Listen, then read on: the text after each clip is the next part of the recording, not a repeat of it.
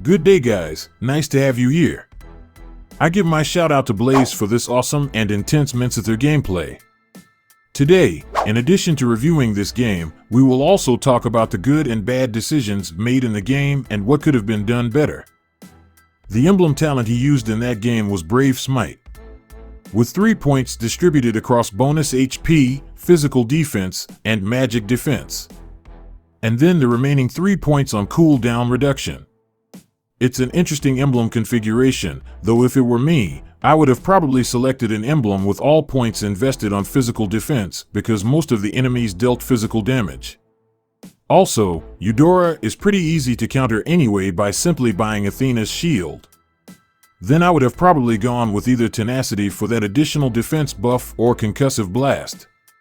Tenacity, in my opinion, is the best talent to have if you want to have as much defensive value as possible, while Concussive Blast helps the hero contribute more to teamfights by dealing a pretty significant damage that scales according to how high the user's max HP is.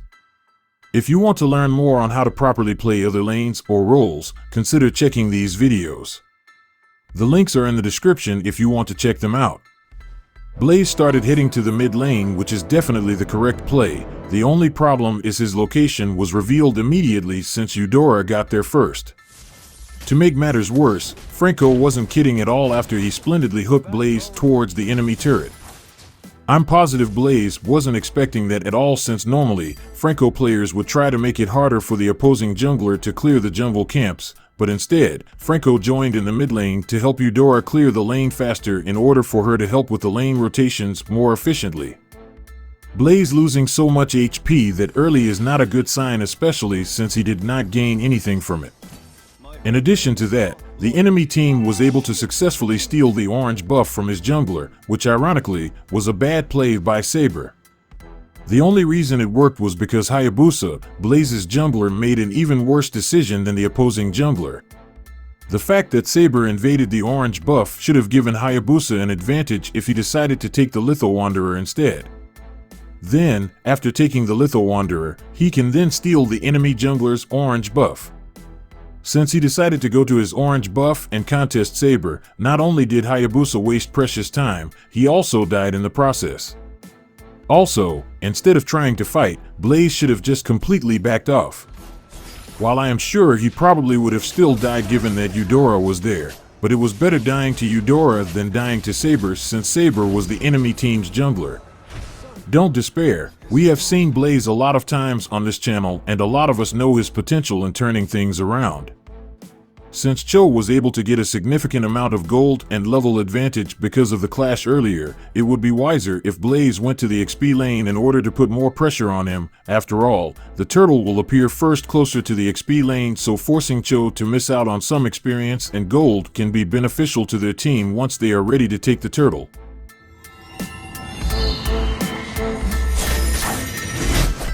Invaders! They're all dead. Initiate retreat! It was an awful decision for Leomord to contest the turtle and attack the enemies. Number 1, he was outnumbered.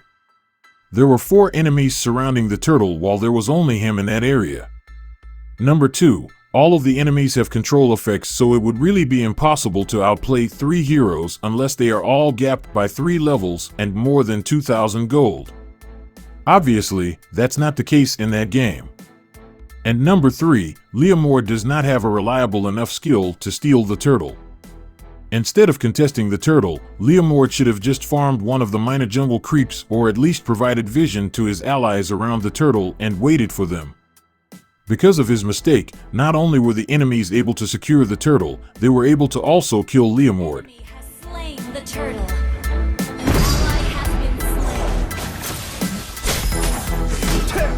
May the sun forever shine upon my kingdom.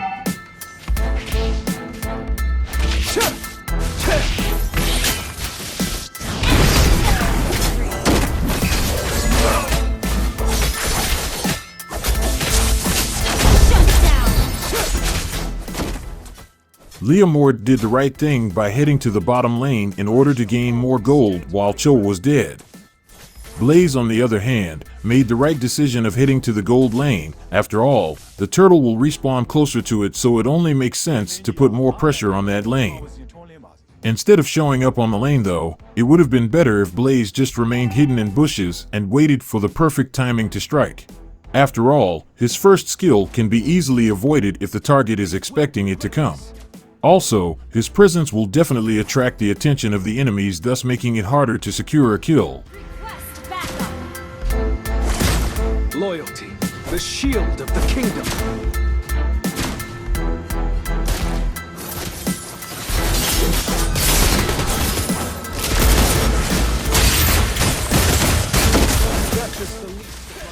Blaze shouldn't have gone out with such low HP. Leslie's first skill is pretty powerful. Not only does she deal true damage, its critical strike also is true damage, so no amount of defense can decrease the damage Leslie deals.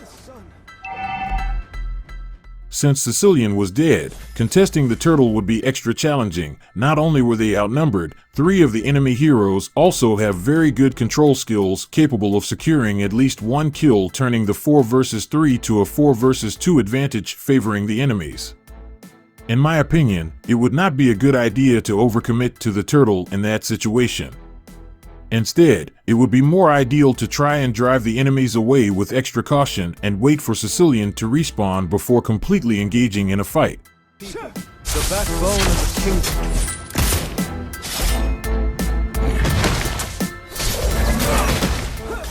Good effort by Blaze, but his allies were too far to aid him because they failed to execute that very risky plan they had. The team ended up losing the turtle and giving the enemies 1 kill. Regardless of your role, it is everyone's duty to defend the lanes whenever needed. Check the minimap as frequently as possible, and if there is a lane that is not defended by any of your allies, defend it yourself. Remember that preserving your turrets as long as you can is one of the goals of the game. Without turrets, the area where the enemies can easily gank your team increases in size, and let's not forget that the enemies get rewarded for destroying a turret. Good move for Blaze heading to the bottom lane to defend it. Dumb idea for Cho trying to go one-on-one with Minsitthar. Mincy hard counters Cho so much that even if he is gapped he can easily dispose of him thanks to Cho's reliance on dash abilities, which are all prevented by Mincy's ultimate. Instead of heading to the mid lane, it would have been better if they tried to push the bottom lane. After all, they were fairly close to it while most of the enemies were far, thus preventing them from defending the turret in time. Remember to check your minimap as frequently as possible. Doing so will help you make better decisions. The king shall reign with Team righteousness. destroy the turret. Our turret has been destroyed. Unstoppable!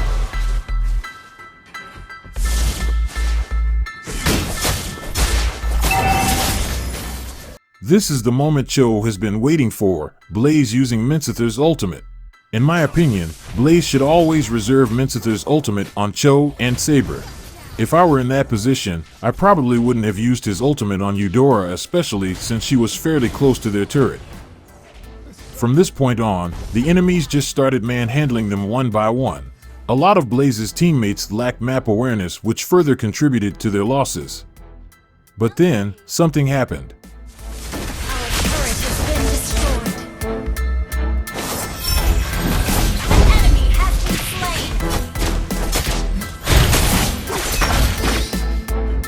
Loyalty, the shield Shut of the down! kingdom. Double kill! Triple kill! An enemy has been slain! Since they were able to successfully wipe out the majority of the enemies, the best play here is to take the enemy jungler down, and then take the Lord. The Lord will then push the bottom lane turret, which will give their team a chance to destroy at least 1 to 2 more turrets either on the top lane or the mid lane. Since the enemies were outnumbered, it should be fairly easier for them to take down a number of turrets as long as they avoid unnecessary fights. Saber might have survived, but the Lord was just easy picking for their team, allowing them to take it down before Saber even gets the chance to contest it. Team destroy the turret!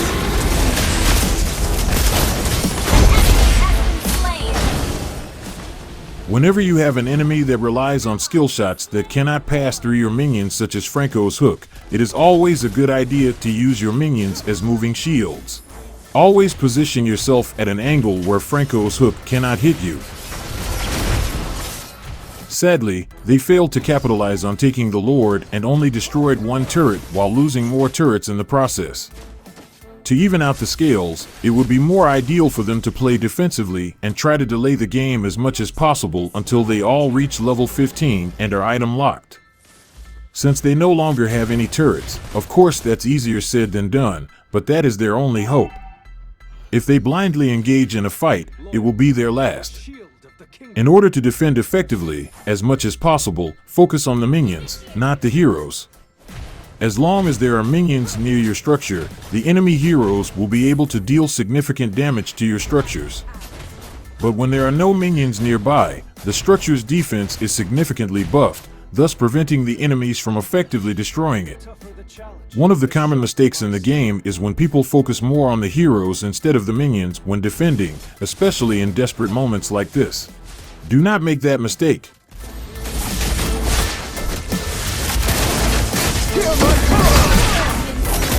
Initiate retreat! Shut down! Initiate retreat! Invaders. They're all dead. Enemy rampage! On my kingdom. I die!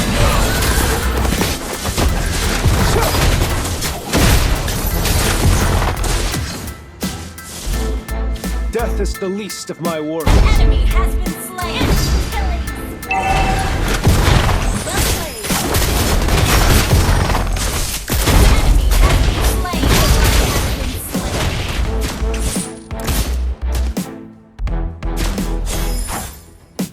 Enemy Regret this.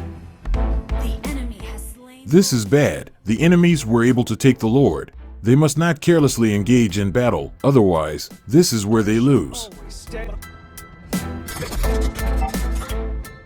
Thankfully, the enemy Cho was only really good at killing heroes. As you can see, despite having a tremendous lead, Cho failed to push the lanes back closer to their base. Because of that negligence, Blaze's team would only have to worry about the mid lane and focus on the enemies passing through that area. If Cho made more effort in pushing either side lanes, Blaze's team would have been divided, thus weakening their defenses focused on one spot. Split pushing effectively is one of the most important techniques an effective XP laner must have. Don't even play the role of an XP laner if you are just good at kills. You must have above average map awareness and lane management IQ in order to pull off the role effectively. As you saw, since there were only enemies in this area and both side lanes were free from attackers, Blaze's team was able to defend with full force on the mid lane. If only either or both of Blaze's side lanes were pushed further, Blaze's team wouldn't have enough force on the mid lane to defend against the attackers. Before I forget, these are the items Blaze had in the game. His build was pretty balanced and was geared towards nullifying a good portion of the enemy hero's damage. Tough Boots is good against heroes with control effects since it reduces such effect duration. It also has a little bit of magic defense. Antique Cuirass was an excellent choice against Saber and Cho since it has a stacking physical damage reduction effect against any attacker that uses a skill on the wearer, and since both of these heroes are skill combo reliant, activating Antique Cuirass effect would be easy.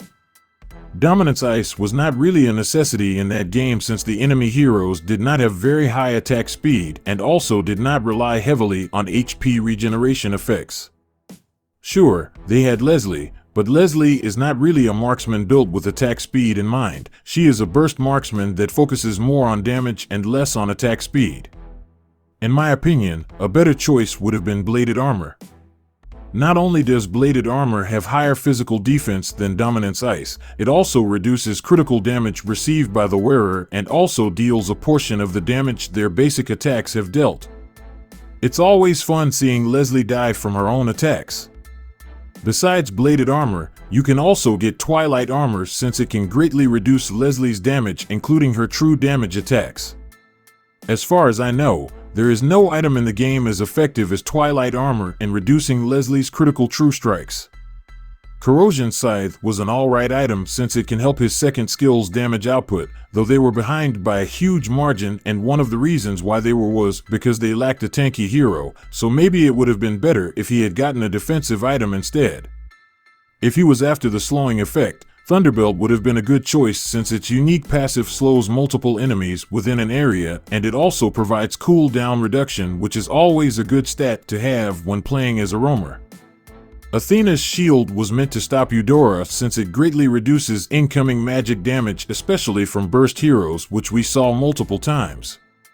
And of course immortality, which is always a good item to have, especially in desperate situations where you need to greatly increase your chances of survival. Justice is the least of my worries.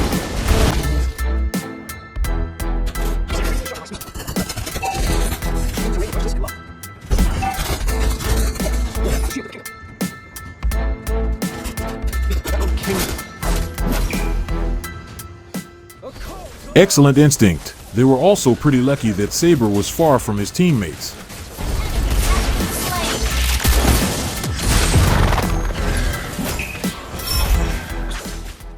Remember, killing is not everything.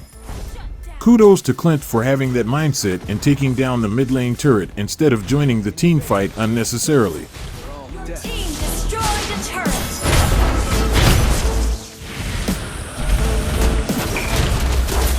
Justice is the least of my Your worries. team destroyed a turret. Launch attack.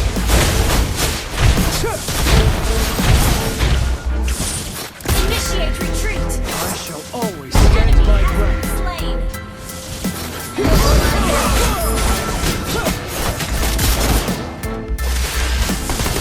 Killing spree.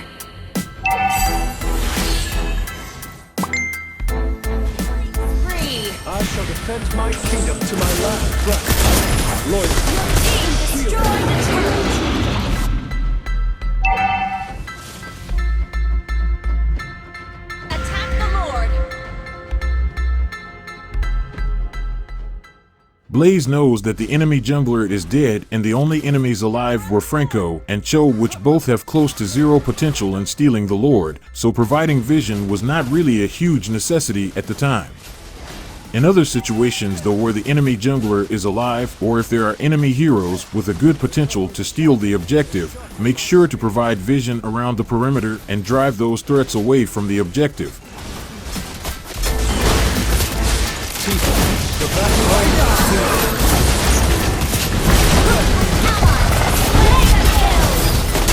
Double kill. Mega kill. Launch attack. Request backup. Launch attack.